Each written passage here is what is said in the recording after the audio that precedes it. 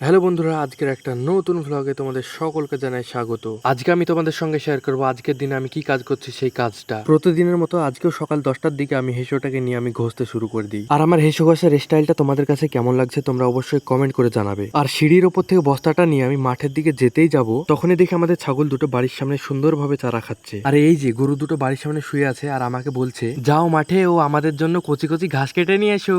সত্যি বলতে কি ভাই, আজকের আকাশটা তো সেই পরিষ্কার ছিল, কিন্তু প্রচন্ড রোদ্দুর আর গরম। ছায়া জায়গাতে দাঁড়িয়ে থাকার পরেও ঘেমে যাচ্ছি। আজকে যতই রোদ্দুর হোক আর গরম হোক, তবে আজকের আকাশটাকে দেখে খুবই মিষ্টি লাগছে। আর এই যে আমার এক ভাই কাকুর ছেলে দৌড়াতে দৌড়াতে তিলের ভুঁইয়ের ওপর দিয়ে আসছে। যাক, ভালোই হলো, ঘাস গহমা কাটার টাইমে ও আমাকে 2-4টে ভিডিও বানিয়ে দেবে। আর এই যে বন্ধুরা, আমাদের একটি ছোট্ট গাছে কত সুন্দর সুন্দর ও বড় বড় আম ধরেছে। আজকে আমি আমাদের গরু ছাগলের জন্য কাটবো এই বড় বড় পিছনে থাকা ঘাস গহমাগুলি।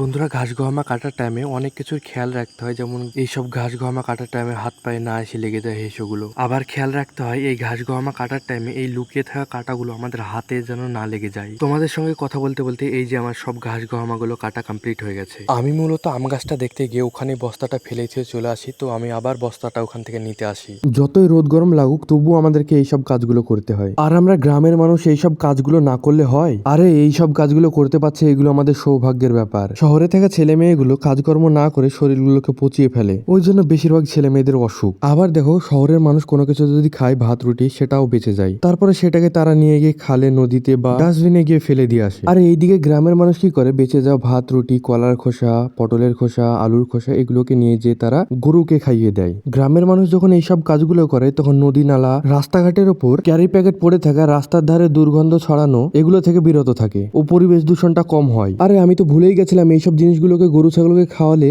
গরু খুব হুষ্টপুষ্ট হয়। আচ্ছা, আরে গ্রামের মানুষের গায়ে এত কি শক্তি এমনি হয়? এইসব কাজকর্মগুলোকে করার জন্যই তত শক্তি হয়।